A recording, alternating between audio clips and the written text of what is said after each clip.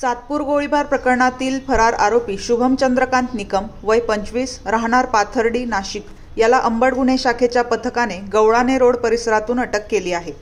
आरोपीवर खुनाचा प्रयत्न आणि तंबाखू कायद्याअंतर्गत गंभीर गुन्हे दाखल असून त्याला सातपूर पोलिसांच्या ताब्यात देण्यात आले आहे।